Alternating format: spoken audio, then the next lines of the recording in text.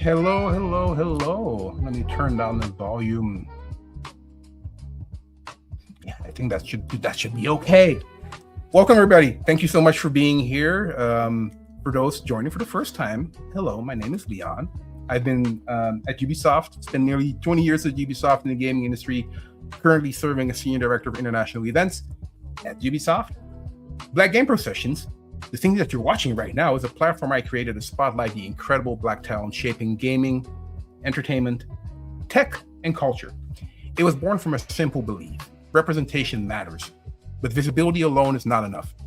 People need real stories, real journeys, real examples of what is possible. So this space exists to turn visibility into velocity. It's where we have honest conversations with founders, with executives, creators, artists, and leaders who are not just building careers, but opening doors for others to walk through. And that's super important. Tonight is a special one because this is our 20th session. 20 sessions. That means more than 20 hours of powerful conversations, lessons, perspectives, and stories from some of the most inspiring people in our industry. From executives and entrepreneurs to creators and community builders, every session has been a reminder that excellence has always been there. Sometimes it just needed a bigger spotlight. And that is exactly, honestly, that is what this platform is all about.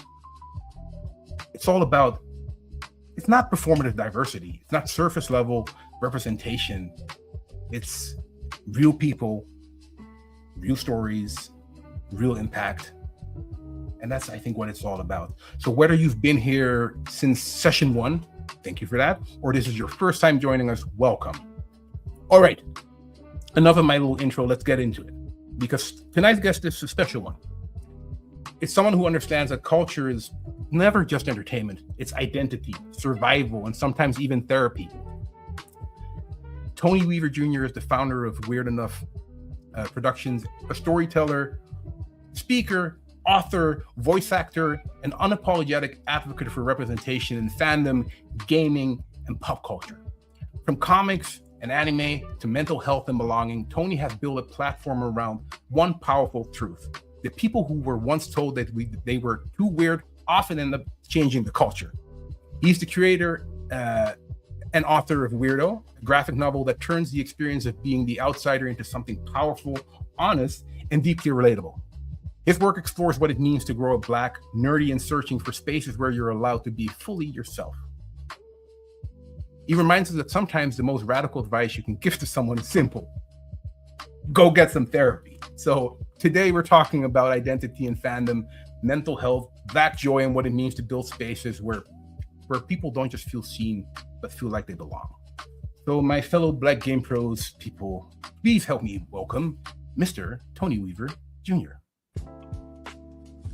Oh, perfect timing. Nice. Perfect timing. Whoa. Yeah, right? I just posted to my story. I was like, this is going to be really awkward if I don't get this done before the thing. Your timing is great. How have you been, good sir?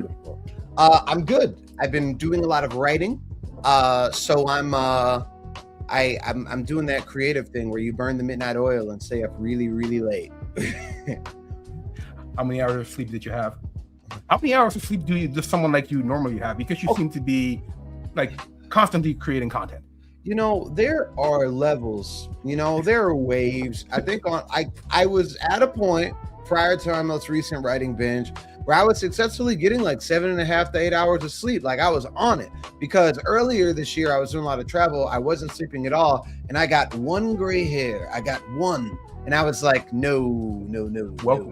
Did you pull it out? No, I cherished it. Yeah, I was like, you need to hide. Like, it's like you are a reminder of what will happen to me if I don't go to sleep. Why do you think I'm wearing a hat, dude? You don't want to see all my white hairs, my gray hair looking like an old man here. I started prioritizing sleep, so I was like, I try to get my 7.5 to 8, but I think I'm at like 6 for this, which is low for me now, because I'm like, I have been doing better about sleep. It's important. I make mistakes when I'm not well rested. Sleep is super important, man. People underestimate. And I actually did a poll like the other day about like how many hours people normally sleep throughout the week on average. And I was surprised that some people said, like, yeah, 2 to 4 hours per night. It's like, what the? How can you even function on that? Yeah, I can't do. See, I used to think that was cool. I used to think it was cool for my schedule to be so full that I had no time to sleep for anything. It's like, no, man, that's all vanity. It's all vanity. Destroying your body for the sake of busyness or the appearance of busyness can't be good in the long term. Can't be good in the long term. Yeah, but you have to grind, you have to like burn the midnight oil in order to get where you are and all these kind of things. But I think the older you get, the wiser you get, and you're like, you know what? Maybe I should also indeed, prioritize sleep. Yeah. And then you were like Mark says, great hairs are experience points. And I buy that. I buy that. I've certainly experienced some things.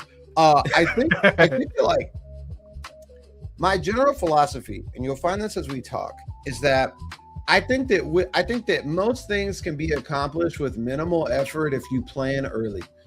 I'm like, you plan early, if you set the plan up early enough, there's no reason to overexert yourself. So if I'm in a place where I find myself kind of burning out or not getting a lot of rest, if it's not a creative binge and it's like you didn't plan this well enough, I try to invest my time in planning rather than like intense execution, if that makes sense. Oh no, 100%. And I think that's a very smart way of doing it. I mean, planning is everything, dude. Like me doing events, like planning is key. Like, imagine just rolling up to a thing. I mean, I used to do that. I mean, everybody did that in the past, where you just roll up to something and you just wing it. And you can get so far with winging it, but preparation is key. Yeah, you can always tell when someone's kind of thought through all of the potential realities and said, okay, here's the path that we're going to take. Here's what we're going to do. Yeah, no, it is super important. It is super important to prepare. But thank you for your time. I mean, I dove right into it. I appreciate you being here. One of the reasons why I wanted to have a conversation with you, because I mean, I've been following you for a minute, even before you were talking good talk about Yatuke and Assassin's Creed Shadows. Thank you for that. Which I even appreciate that.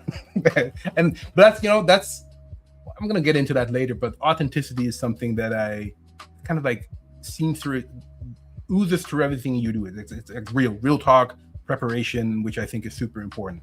But one of the things that I really appreciate from the platform that you are building and have built is, and I shared it with you when we did our little pre-talk before going live. Me growing up, I wish I had someone like you, a role model that shows you that it's okay. You can be whatever you want to be. It's okay. Embrace your weirdness. And it's linked to something that you've said a lot in the content that you create, is that we're not a monolith. Yeah. Can you elaborate on that thought? Because I say that a lot too, but I think sometimes people still think of like, okay, because I'm Black, I need to fit within this specific mold. And I believe there is no mold, there is no spoon. Sorry. I think it's like how do I put it? So like it's a two-part statement, right? So what I say is like, we're not a monolith, we're limitless. And when I express that, the core part of that belief is that it is possible for Blackness to exist in a variety of ways. And I think it's just really important that we highlight that, and that we make space for those different ways to present themselves. Because historically, if you look at it, it's kind of crazy that Black people invented rock music, that rock as a genre, if you go back, like Black people were pioneering that music. And yet in the early 2000s, when I'm growing up in Atlanta and I hear Fall Out Boy for the first time, somebody tells me that Black people don't listen to rock music. They're like, rock music isn't a Black thing. And it's like, how do we get so far removed? When you look at Black scientists and inventors that have been responsible for so many breakthroughs in just the world in general, how can you look at any discipline and make the argument that Black people don't belong there, or that Black people don't do that? That's why I think representation is so important. Now, there are some 100%. Things that Black people don't do. There are a handful. I have a tiny list. I have a tiny list of things Black people don't do. Okay, tell us the list. Go to the source of the noise when it's dark outside. I don't think Black people do that. I will stand 10 toes down. Horror movie scenarios. If we're in a remote cabin and a noise comes in the woods and somebody goes, we should go check out what that is. I don't think that's a black person. I don't think black people do that specifically. I don't think. No, probably not. I don't think black people do that thing. Mm-hmm. I have a very short list of things where people be like, black people don't do that. And I'd be like, hold on, is it on the? I don't know black people to put raisins in potato salad. It might happen, but I certainly haven't seen it. It's not the norm. I'll take that. I agree. Black people don't do that. But my God, we are capable of many things. Even there's someone that would make the argument. They'd be like, listen, I think we need to create space for black people to be bad cooks, because if I can't be a bad cook, how will I be a good cook? I don't know. This is like some very big brain thinking. I'm not sure how I feel about it. I'm reflecting, you know, I'm reflecting. Yeah, you're making my brain hurt, good sir. I like that. But indeed, yeah. But you know, but that's the thing. It's like people think, and then that's also why I started this platform. It's like people think that first of all, that you know, the gaming industry or the overall creative industry has an issue or has a lack of black folks, which yes, like there can always be more, and representation is key. Definitely. But with the platform that I'm creating, I wanted to highlight all these different profiles of people working in the industry of all kind of different backgrounds and different walks of life, doing all kind of amazing things, to show that there is no mold for black folks in their industry. You can be successful no matter what you do. If you're good at what you do, you can be successful too. And I think that's so important. And the fact that you remind people of that in your content that you create I think it's key, because to answer the question that you posed earlier, I think it's a matter of education. Yeah. The fact that people don't know. The fact that people don't know that rock and roll came from black folks, or most people don't know that, or other things, it's education. And that, by building platforms to share that information, you educate. I think representation is just really important. And I've been dealing with a little bit of backlash recently around the idea of representation, and people explicitly saying things like, well, it doesn't matter what color a character's skin is. What matters is that they're a good character. Like, we just need good characters. And I'm like, maybe if we lived in a vacuum, but like, we don't live in a vacuum. We live in a world informed like by a very specific lens. And all of the research that we have on representation demonstrates that it is important that we have people that look different ways, that show up in different, that show up kind of in different situations, in different roles, and in different archetypes. I would wager that a lot of the stuff the nerd community deals with around like Black people in fantasy, Black people in sci-fi, Black people in video games, I think, well, it's because you haven't seen it. You've gone your entire life without seeing it. It is 100% possible for a person to matriculate through the K-12 education system and become a grown adult in the United States without ever needing to empathize with a Black person for any reason. Like for no point at all. It's completely possible for you to grow up and not have a Black person in your neighborhood, in your classrooms, not see a Black person at the grocery store, not see a Black person when you walk in the park, not see a Black person when you open your textbook, not see a Black person when you open up Books for Pleasure, not see a Black person when you turn on cable, not see a Black person when you sit down to play a video game. So when you're 21 and you go to buy a game, like I think I'm a big Halo guy, and I remember Spartan Locke. Like we've always had Sergeant Johnson, but like Spartan Locke was really cool to me. It's like when you go to buy a video game and there's a Black dude in a power suit on the front of the game, and you feel some type of way about it. It's like, well, we have research to demonstrate why you feel that way. It's because this is genuinely a new thing for you. Which is why you should be getting exposed to this stuff early, so that I don't have to come deal with you when you in your early 20s talking nonsense. I totally agree with you. I totally agree. I mean, you know what? The one of the cool things that I like about you is you always come with good points, and you come with good arguments. But I assume you have to learn that, because I don't know. Maybe as a kid you were like that as well, but. What was the process of you finding your true self and being comfortable with speaking that? Well, my parents are really strict. my mom's a first generation college student and she has a doctorate. So academia is kind of like where she found her self fulfillment.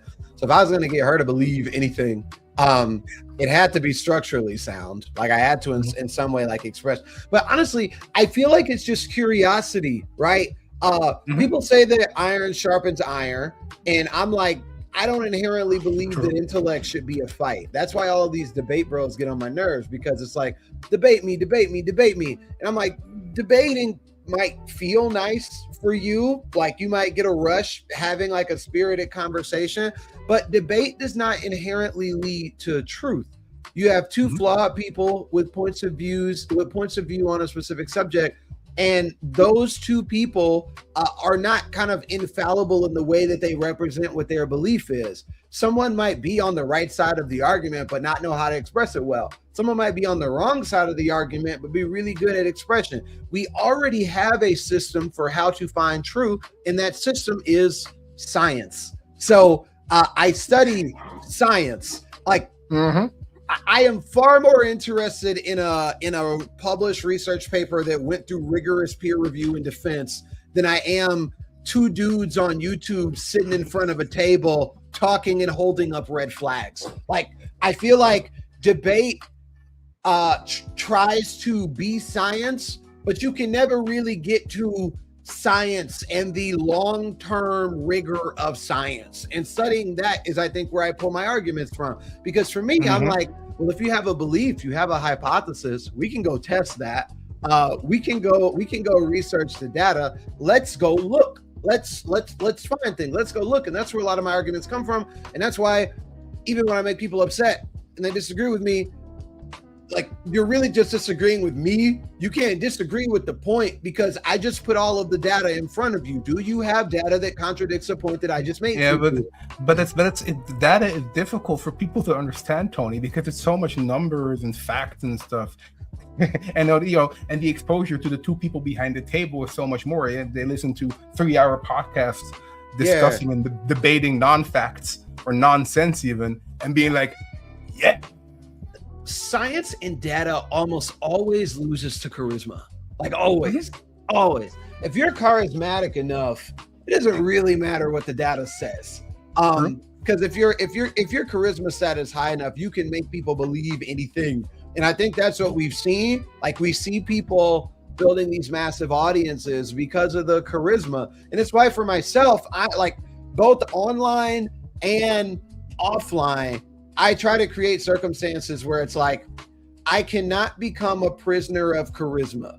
I need you to roll with me because you believe in what I'm saying and the merits of what I'm expressing. So number one, like, both of my parents follow me on all platforms. And it's like, if I post a video and my mom sees it and it's like, I feel like that was intellectually dishonest, she'll tell me.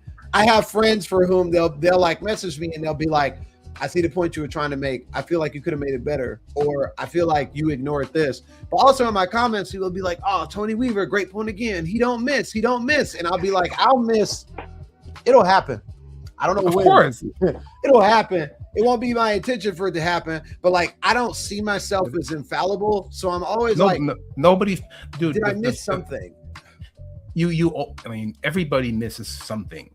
But the fact that you're making a point and giving proper argumentation of why you arrived at your conclusion or the point that you're making, that's already so much more valuable than people that are just blurting out nonsense. Yeah. And it's your charisma helps to get your point across. Charisma is a tool, but your message is your value. And I think your message is valuable because it's a message that more people need to feel comfortable with hearing, but also speaking. And seeing someone that looks like them speak that, you're empowering them to do that as well. I also like to think that I'm giving people facts. Like for me, I'm like, I think that there are a lot of people that believe things that don't know why they believe what they believe. Like they have feelings, they have thoughts, and I think it's possible for those thoughts to be valid. They're just not data backed. So what I try to do is like, I'm going to give you the data, incorporate that data into your belief system as you will. Like, look at the data if you're like, oh, this kind of explains why I've been feeling some of the things that I felt, it's like, cool, do your counter research to make sure it's not like just straight up confirmation bias. But I'm glad I can give you data or resources to pull from so that you can research your core principles and feel like, okay, I have a reason to believe what I believe. And on the flip side, if you disagree with it and you're like, actually, I think there's something deeply rooted about this methodology, I don't think these two things connect. Sure, tell me that. I would like to know, because I want to be smarter. I want to know if there's something that's like a bedrock of my belief system that's just not true. And I'm like the emperor in new clothes walking around thinking that I have on the finest garbs when I'm actually not wearing anything. Please tell me. I would like to know. But 99% of the time, it's just racial slurs. 99% of the time. That's what it's being. But that's a platform. I mean, the platforms invite toxicity, and the fact that you're a smart black man sharing facts is something that annoys people. I think. I mean, maybe I'm wrong. I feel like it's true, but I always it's true, but it feels bad acknowledging it. Like the truth is a little painful sometimes. I like to envision like the good in people, Like I like to think of people as capable of being good. And it's like, that guy disagrees with me and he's very spirited about it. It's like, obviously it's not because that guy's racist. And then I check my DMs and it's just slur. And I'm like, I wished better for you, angry detractor. I wish. But you're saying, but you're saying the right word. It's a detractor. But then, next to these detractors that you have hundreds of thousands of people that the message that you're sharing resonates with them, and then they're like, yeah. So, F the detractors. I mean, sure, they're there, and they need to be dealt with, but I think the majority of what you do is good. Some people might get upset, but who cares? The fact that you're inspiring people, and the fact that you're showing people like, you can make a good point and have a debate with me, it's fine, whatever. I agree, but what I try to do is I always try to be able to stand on the foundational truth of the point or the thing that's being expressed. Because I know people that feel completely differently from me. I know people that believe things that I think are false. I know people that I think their entire belief system is false and harmful.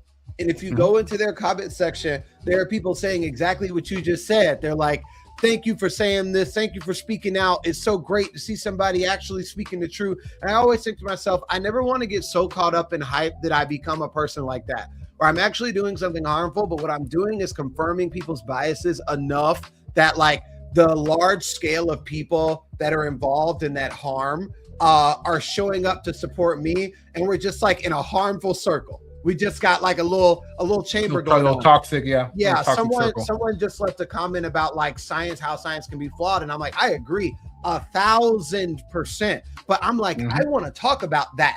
If I put forth a study, and it's a study about media representation, and I say, we can look at this study, and based on the science says that negative media portrayals of Black men have led to harsher sentencing from judges, less attention from doctors, and a higher likelihood of being shot by police. And I bring that data, and someone says, what study is that from?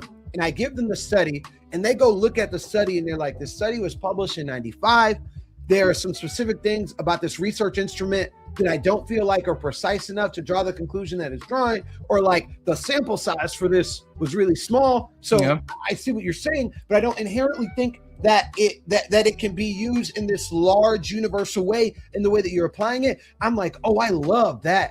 I would love that conversation. That feels great to me, because I said, I want to know. I want to be smarter. I don't want to be wrong. I hate being wrong. It'll happen, but I hate being wrong. I always try my best to avoid being wrong. But what normally happens is I put that paper forward, and before even reading the paper, it's just inward. It's like, okay, thanks for that. I guess, thanks. But I would rather that process than you get on YouTube and it's like liberal gets owned by master debater. Yeah, I'm like, man. okay, I don't feel like that's helping anybody. I don't feel like that's actually. But that's that's the online world where you need to have the outrage economy, right? You need to get something. You need to have the clicks. In order to get the clicks, you need to make it into something that is not, or get some outrageous things to say. It's so one of my favorite video game franchises of all time. Since we're on Black Game Pros, one of my favorite video game franchises of all time is the Mega Man Battle Network series. Like I like Mega Man Battle Network specifically. It's like everybody's like Mega Man X, Mega Man Zero. I'm like Mega Man Battle Network. That's my guy. And in Mega Man Battle Network, Mega Man is like a sentient kind of computer program called a NetNavi, and they fight via like battle chips that you insert into your terminal. And in a specific variation of Mega Man Battle Network, they introduced these things called dark chips, where it's like if you use it, it gives you this like unprecedented power. Like it's a really powerful attack in the short term, but in the long term, you can use a dark chip one time and your max HP will be nerfed for the rest of the game.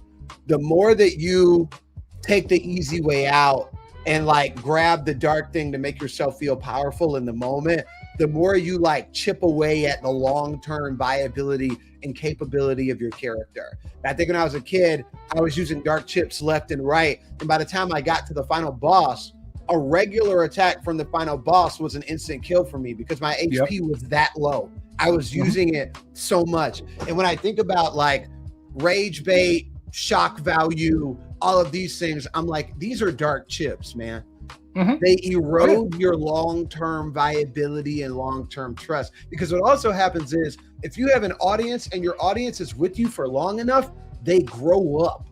So I've been making content since 2020. So it's been like 6 years that I've been yapping on the internet. There are people who were 12 years old when they started watching my content that are adults now. If I was peddling something that was nonsensical, that would only be that would only be appealing to a child, those kids are now adults and hopefully would have the capacity to look back and go, some of the stuff that I thought when I was 12 is actually bunk, and you were the one that was serving me that.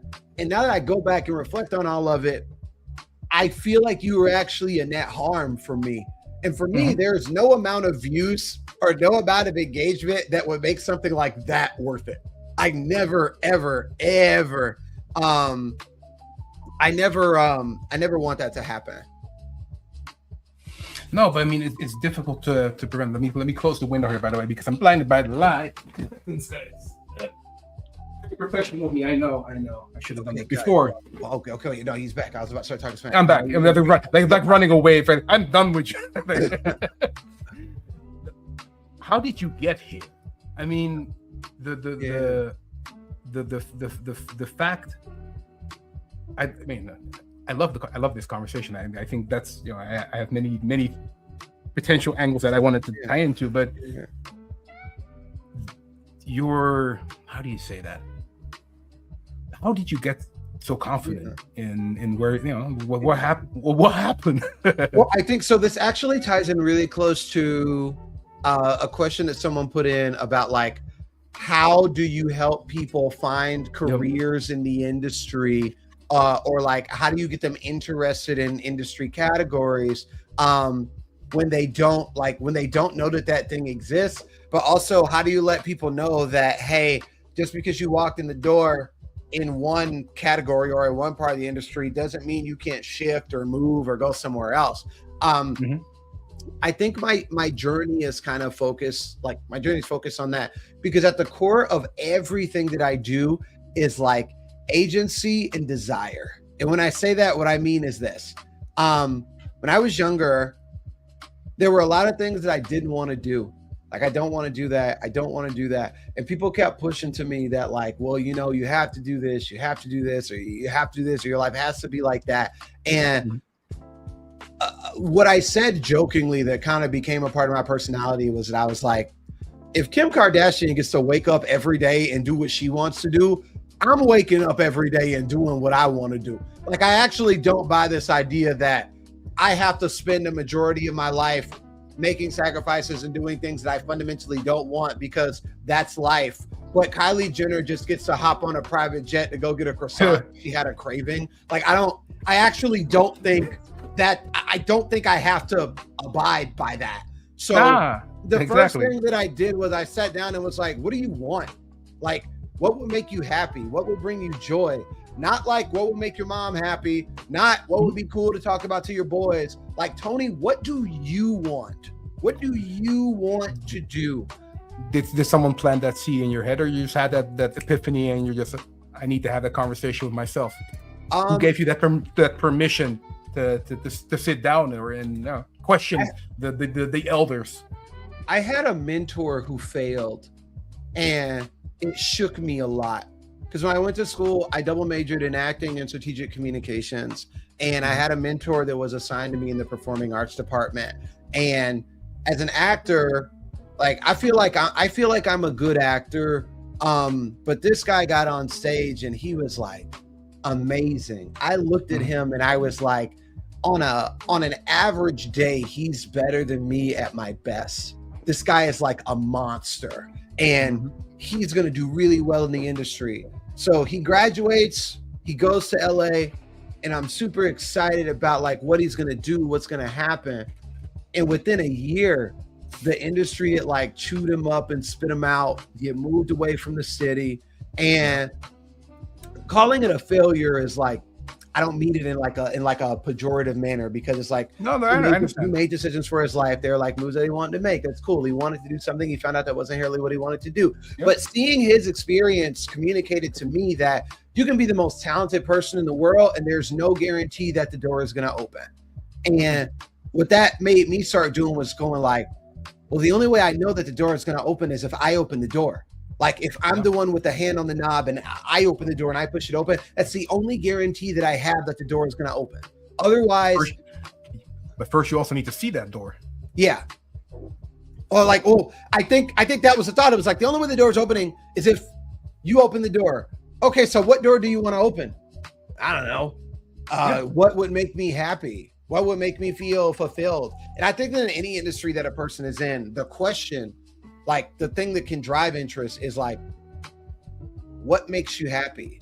What lights you up? What feels like it pours into you instead of like extracting things from you? And from there, I think you kind of dive into the industry that you think you might be interested about and go like, well, what are the categories? What are the places? So often people don't know the ins and outs in the career kind of paths of their own industry. Like, I know people that are like, I love animation. I want to work in animation. It's like, okay, doing what?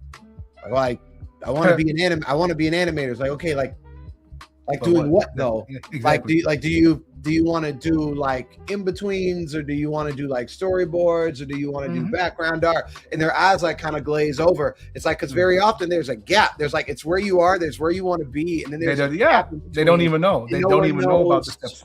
What goes in between.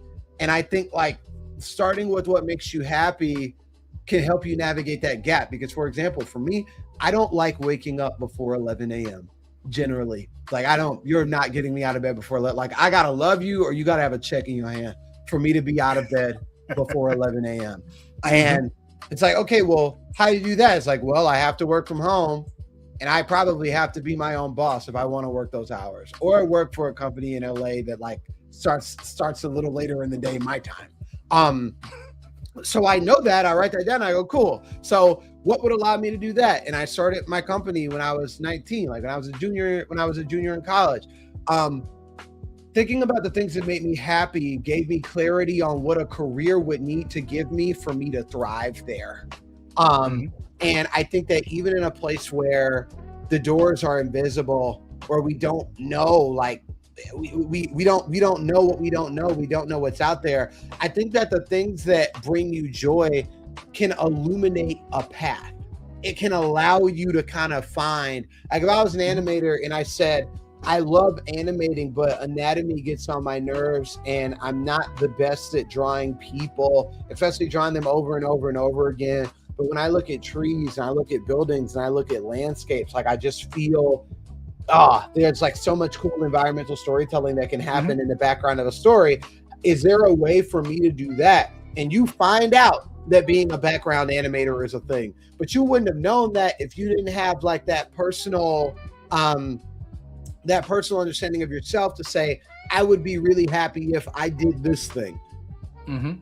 But I think a lot of times people don't even know that is an opportunity. For example, I Yeah. mean, me going into the game, my goal was never to get into video games. That was not. I thought I was going to be Mr. Celebrity on MTV doing my thing. That didn't work out. I used to be a nerd. I used to play a lot of video games, but I thought that a guy from Amsterdam, there was no opportunity for me to find my lane into gaming because Mm-hmm. I'm not a coder, I'm not a programmer, I'm not super creative in that sense. So, you know, I just pure luck, I found that opening at Ubisoft for in the marketing team.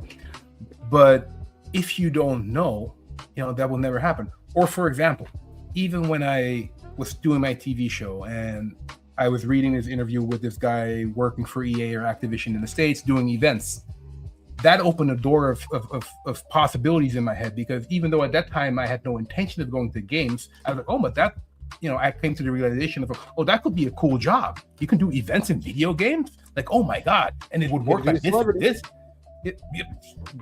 This is like, if you don't know, having that conversation with yourself can almost be like, can feel like delusional. Be like, nobody would want something like someone like me, someone that looks like me, because I don't see anybody out there that looks like me that's doing the same thing.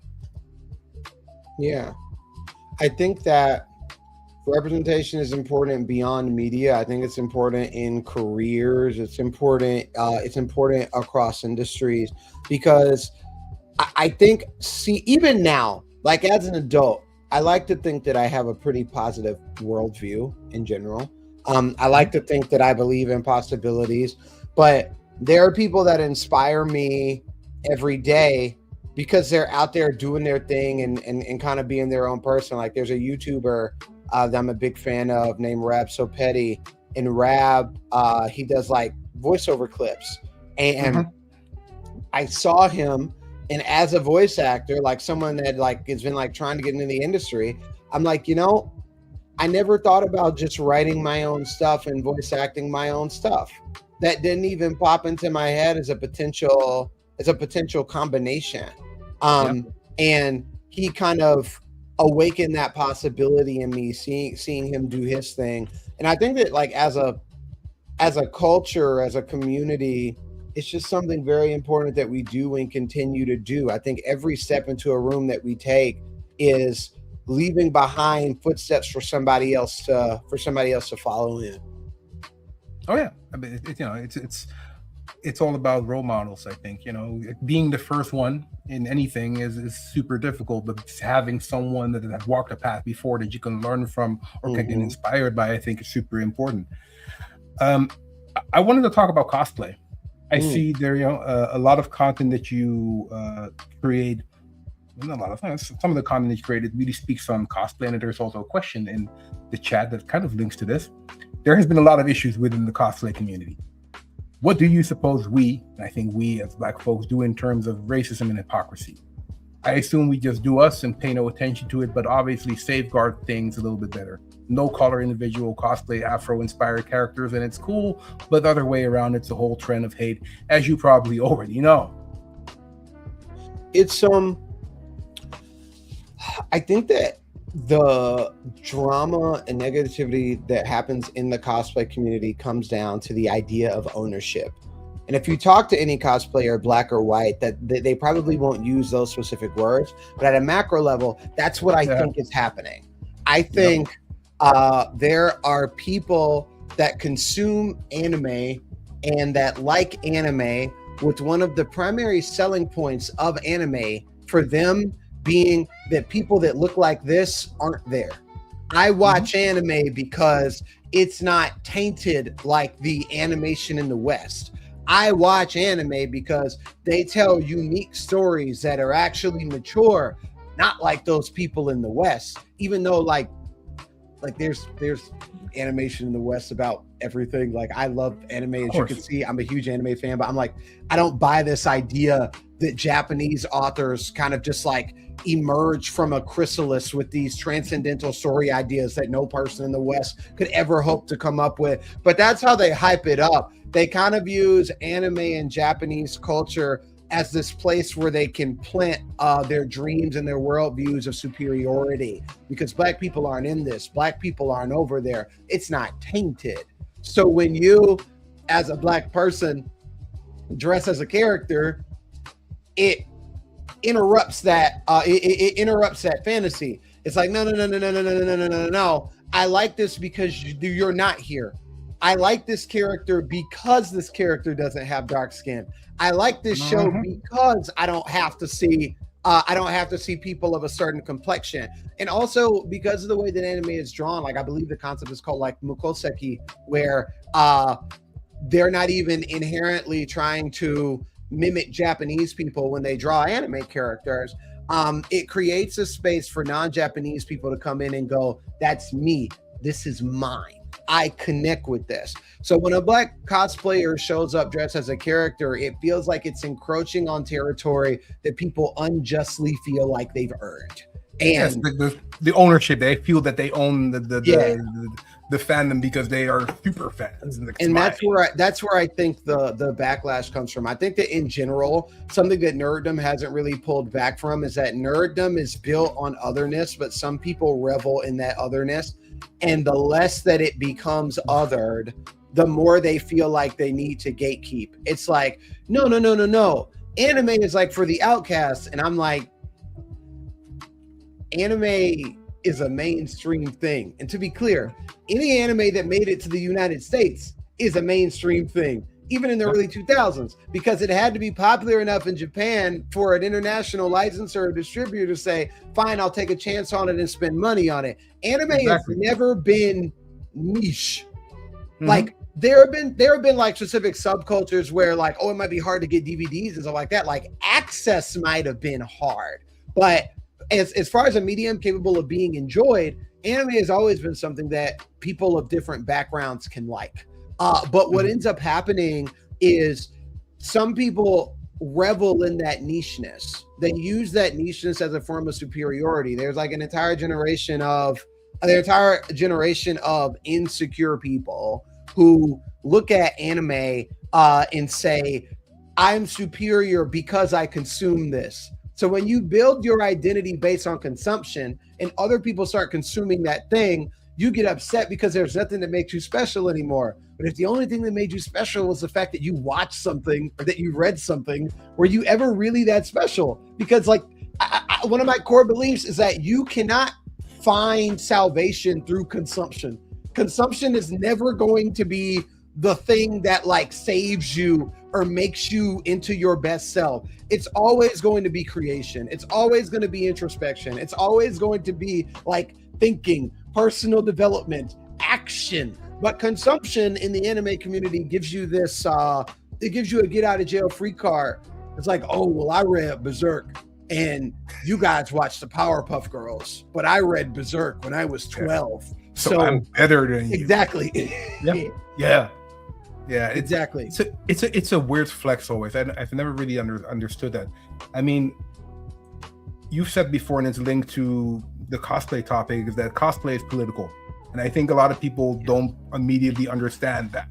Why do you think simply existing visibly in certain spaces is already a political act, especially nowadays?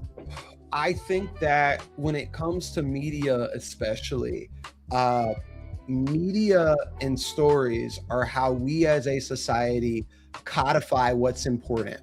Storytelling is how we codify what needs to be known and what needs to be unknown, who needs to be remembered and who needs to be forgotten.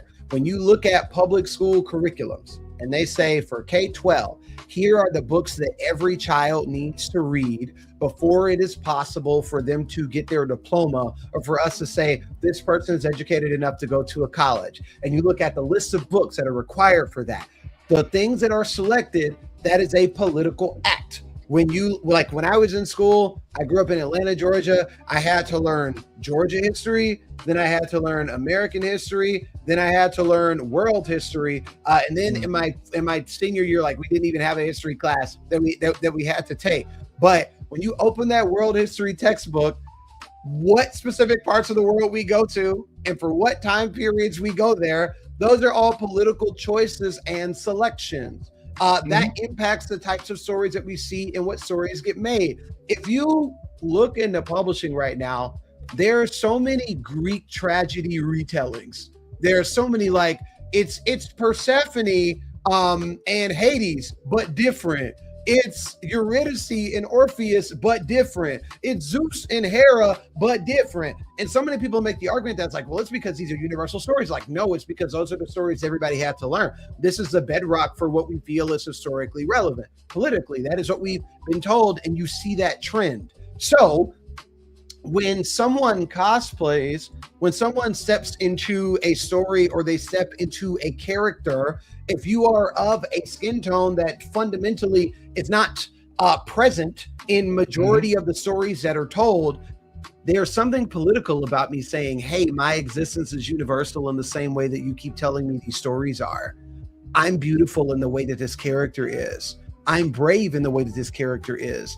I'm worthy. I'm admirable. I am enough in the same way that this character is. Because like someone talked about James Bond earlier, it's like Idris Elba as James Bond creates a political question.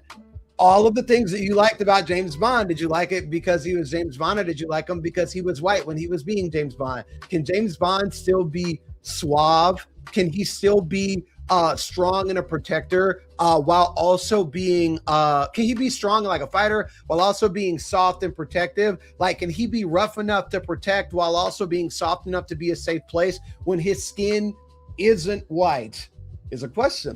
And for some people, you see how they react to even the idea of Idris Elba in that role.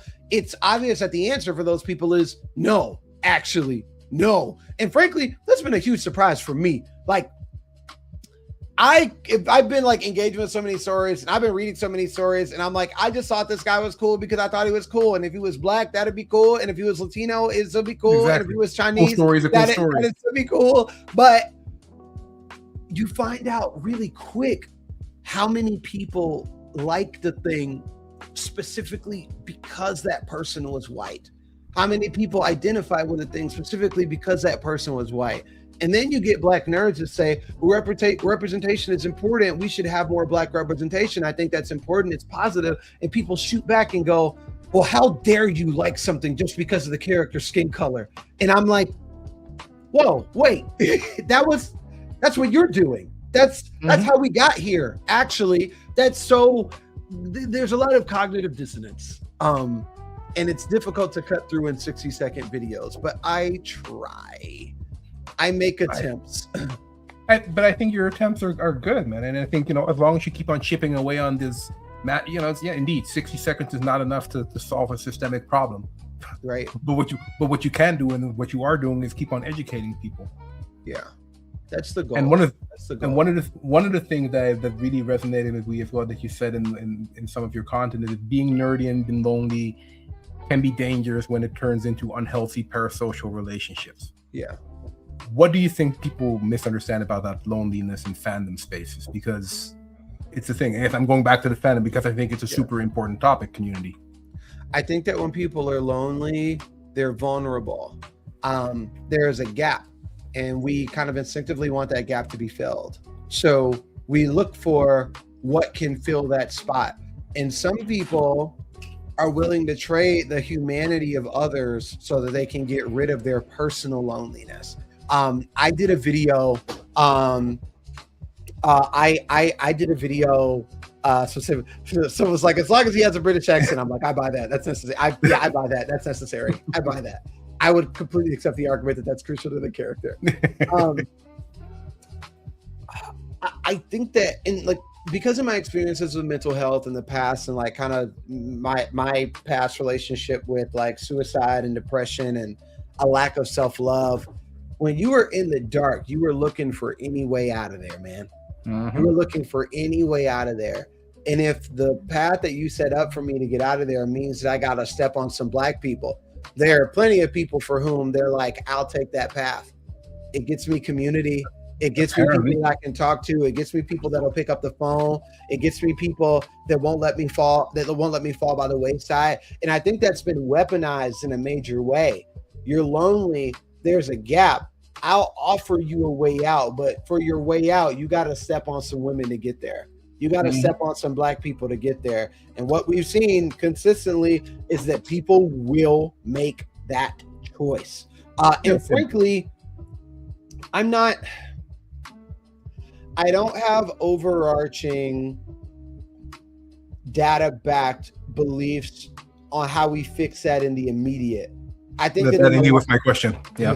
I think that in the long term, if we make nerddom a less lonely place, because here's what's ironic, you make nerddom a less lonely place by making it a place that everybody can go. If everybody's allowed to go, then people won't be lonely because there are more people that are there. And if you're never lonely, you never need a way out of loneliness. And if you never need a way out of loneliness, nobody can show up and sell you a golden ticket that also gives you like a high-speed trip into misogyny and anti-blackness. So I'm like, what I try to do is that I'm like, in the long run, I'm like, I know what I can do to help the people that are kids right now, people that are in elementary, middle, and high school right now.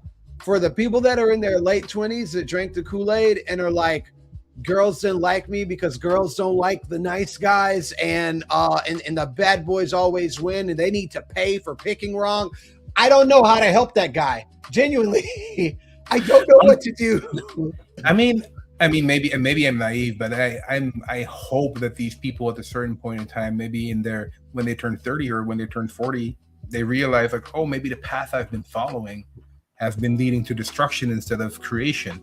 I think a lot of people, the negative thing, the darkness, like you said, is something that can be addictive to people because indeed it gives them something, it gives them a feeling, but the feeling is not sustainable. And I hope, maybe I'm wrong, but I hope that when these kids get to an age where they start having kids, start having actual like adult responsibilities, if that's not already the case, of course, that they might grow out of it. At the same time, can you grow out of ignorance? It's like you can grow out of it, but what harm have you done before you grew up, you know? It's tough. And I don't feel like it has a totally clear answer. No, but I mean, that's been, all you can do is don't just talk about it, be about it. And that's what you do, and others like you, which I think is already a step in a good direction. It's like, okay, show them the way. Even for the people that might already are like, 20 plus, maybe even 30 plus that watch your content, they might still be inspired by what you're saying. Or when they have a debate with you or a conversation without any racial slurs, they might be, they might learn something. Yeah. And indeed, it's never good for karma, like Mark says. In the end, I hope life kind of catches up with you and like shows you like, you have a choice to make now. It's like, yes, you can live your life. You got to go on your My Name is Earl arc. You got to put your list together and go find all the black cosplayers that you wronged, help them style a wig, help them build a prop. Go redeem yourself. Yeah, man. I mean, as long as there's some redemption, or at least some learning, I think that's all we can ask for. We've been yapping. I want to make sure we talk about voice acting before our time. Yeah, indeed. I got feelings. Yeah, exactly. Because what I don't understand. First of all, congrats on Snowball Earth and the work that you're doing in that, which is great. What I don't understand. I mean, I'm an industry guy, 20 years in. I've been following for a while. I see what you're doing with all the different voices and characters that you create on your social media. And I'm like, and I also asked you before we went live, like, why is the industry not jumping on you? What's going on here? Here's what I will preface, okay? What I will preface is by saying, like, I don't feel like I'm entitled to anything. There are a lot of really talented people that like get overlooked, get me. But I think that the way that the voiceover industry is set up is not conducive to finding talented people and allowing them to express themselves and like show off those talents. That's not to say that voice actors that find success aren't talented. But like, if you look at like the dubbing industry, for example, licensors show up, they hire a studio, they tell the studio, hey, dub this. They get paid like very little money to actually like do it. And they also have very little time to do so. So you show up, you give me a small check to get this big project done really quick. Like sometimes even a character will have to be cast and have everything recorded with less than 5 days before the thing is actually supposed to go on air. If that happens, you think I'm sending out auditions? You think I'm spending 3 days listening to auditions? Or if I do send out auditions, you think I'm sending them out to hundreds of people? You think I'm sending them out to like 5 people? I'm going to call like the people that I already know can be here and that can work and that can deliver, because if they don't deliver, that's me, bro. They won't call me next. Like I won't get the contract next time. I mean, at the same time, if you're like the person that is booking the talent, you should also have like, you should have your feelers in the actual culture and see what people are actually listening to and doing, instead of going to the same group of people that you go to every time. Even though, yes, it's a safe bet, but sometimes, you have to take a risk in order to grow. I would never judge people in those positions for the choices that they make, just because I'm like, I don't know all the pressures. I don't have all of the full answers. But I do think that over the course of the last few months, like we had this thing earlier where you were like, what happens when you see that something is possible? I saw what some people outside of the traditional voiceover industry were doing, making a name for themselves, putting their voices out there, writing their own stuff. And I've had a lot of fun doing that. And I think I hope to have the opportunity to work on more projects. I'm like, listen, Kagurabachi's coming out. I'm like, listen, call Tony Weaver for Kagurabachi. Let me audition, dog. Let me audition for Ichi the Witch. So okay, 3 dream characters that you would like to voice. Well, definitely. I think Chihiro in Kagurabachi, Ichi in Ichi the Witch, and I think that for my third, I really, really want to be in a Final Fantasy game. Like that'd be nice. That'd be fun. That should be, come on, that should be doable. I mean, let's put it out in the ether. I mean, I know there's some people watching this stream that might be able to make that possible. Listen, you have things that need voices. You call me. Give me a call. I can give you a voice. Let me figure it out. I mean, from a game industry perspective, I mean, we can have a chat offline, but I can connect you to some people, man. Like we need to work with you more. We need to work with you. Period. My goal in voiceover is to be like the pitch hitter. Like I have a broadcast quality studio in my basement, hardwired into 5G Ethernet. Like I have Source Connect and all these things. It's my goal that like somewhere in a game development office, the red alarm goes off and they're like, we need this recorded ASAP. Oh my goodness, what do we do? And there's like a glass case with my face in it. It's like breaking. Crack the glass. And they crack the red phone. Tony, get in the booth. And I go from my office, my chair like descends into the ground like a Power Ranger, like when it's transforming into the Megazord. And I put my headphones on. I'm in front of my mic. I'm like, I'm here. Tell me what you need.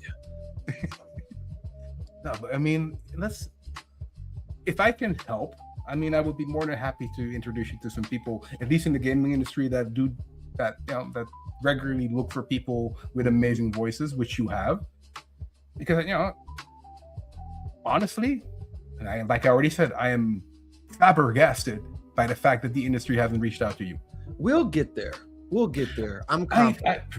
Sure, but if I can help you get there faster, or if we as a community of Black Game Pros can help you get there faster, I think we should, because we need more people like you, dude.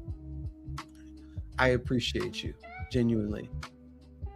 We need more people that are multi-talented, that have a platform, that have a voice, that also have, that have good arguments, that educate people, that focus on the things that you do, for example, with Nerds for Literacy as well. And I also want to touch, I know we're out of time, but you do so much. Yeah. And I think that you are the role model. I'm trying. Just keep on doing what you're doing. I'm telling you, you are a role model for people. And I think that it's extremely valuable what you're doing in all the aspects. And like I said, that's why I'm like, if I can help you with my network from a voice acting perspective, dude, sending emails is easy. And I know even without my help, you'll get there. You're fine. You're gonna be all right. Send some emails, very much so. That's easy. And since we're at time, I'll do a quick Nerds for Literacy spiel for our friends. Yes. I run a charity initiative called Nerds for Literacy. We donate books to kids at underfunded schools and libraries. We go around the country putting literacy and mental health resources into the hands of kids that might be struggling or need support. You can check us out at nerdsforliteracy.com. Where if you want to make a donation, that's cool. Or if you know of a school, or if you're involved with an educational institution that would benefit from something like that, there's a form there where you can click and submit. But also, I'll put out there, if you work for an organization that has CSR initiatives or community impact initiatives, or that might be interested in what it's like to do some cause-based marketing, please reach out. I'm Tony at weirdenough.com. We have a kind of coalition of influencers with a following of about 50 million that are all kind of like signed on to this and really ready to support Nerds for Literacy. So the next time you got a campaign and you're like, we want people to know about this, we want people to know about what's going on, or this thing that we're talking about, consider if that sponsoring a book drive for a school would be a great way to get the word out about what you're doing and create some positive community impact at the same time. I think that is great. By the way, speaking of that initiative, did 2 Chainz ever work with you? Because I thought that you reached out to him and be like, the toy drive. He did not, but it's okay. He busy. Also, not his people, not nobody. No, it's very interesting circumstance. I'm not really happy with how it played out, but I also I don't feel entitled to people's time. It'll happen. It'll happen. It's a good mentality to have, but maybe it's like me as an outsider looking into what you're creating and the content that you have, and in general the voice that you have, and like that's, to me, that would be like an easy, like, yeah, hell yeah, please come over, yes, let's work together, do some cool shit. I think it'll happen. In my brain, I'm like, he was too busy being a successful musician, businessman, and father. He just didn't know. That's what I tell myself. I'm like, they're too busy doing other positive things in the world. Everyone has limits. Yeah, and you're right. And then in the end, they'll know where to find you. They will find you. It will happen. Right. All right. Since we're over time and I'm respectful of your time, I know you're a busy man, we're going to wrap it up. So I'm going to thank you so much for your time, good sir. Thank you. Indeed. nerdsforliteracy.com, your book Weirdo, if people want to find out a little bit more about stories that inspired you as a kid, or the stories that made you. I appreciate you, man. Really, it's cool to finally have the conversation. Well, I'm really grateful for your support. We'll be talking more soon. Yes, please. Yes, please, good sir. And for everybody watching, thank you so much for joining once again. Thank you for your questions. If you have any further questions, if you're watching this on demand, feel free to leave them in the chat. Maybe Tony will respond, maybe not. And if not, the community might respond. And yeah, we will be back soon with another edition of Black Game Pro Sessions. Thank you so much, Tony. Thank you.